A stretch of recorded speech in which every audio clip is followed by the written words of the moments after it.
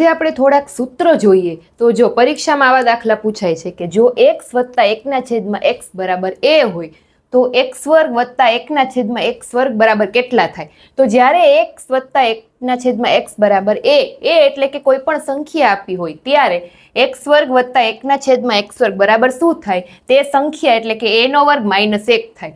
આટલું તમારે યાદ રાખવાનું. પછી ધારો કે x વત્તા 1 છેદમાં x બરાબર a હોય એટલે કે કોઈ સંખ્યા આપી હોય તો x ઘન વત્તા 1 છેદમાં x ઘન બરાબર કેટલા થાય? તો ઘન પૂછે ત્યારે જે સંખ્યા આપી હોય એનો ઘન -3 પછી એ સંખ્યા એટલે કે a ઘન -3a થાય. એ એટલે તમારે કોઈ પણ સંખ્યા એમ કે જે રકમ આપી હોય એ સંખ્યા તમારે વિચારી લેવાની એમ. હવે x વત્તા 1 છેદમાં x બરાબર a હોય અને x ની 4 ઘાત વત્તા 1 છેદમાં x ની 4 ઘાત બરાબર કેટલા એમ પૂછે તો જે અહીંયા સંખ્યા આપી હોય એટલે કે a ની 4 ઘાત -4a² વત્તા 2 આ સૂત્ર લાગુ પડે.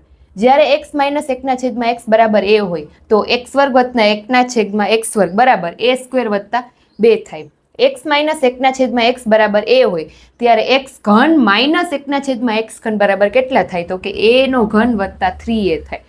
x - 1 છેદમાં x બરાબર a હોય તો x ની 4 ઘાત વત્તા 1 છેદમાં x ની 4 ઘાત બરાબર કેટલા થાય? તો a ની 4 ઘાત વત્તા 4a² વત્તા 2 થાય. આટલા સૂત્ર તમારે યાદ રાખવાના કેમ કે આ ઘણી બધી વાર એક્ઝામમાં પૂછાય છે. એટલે કાં સ્ક્રીનશોટ લઈ લેજો અથવા તો વિડીયોને સેવ કરી લેજો. Thank you.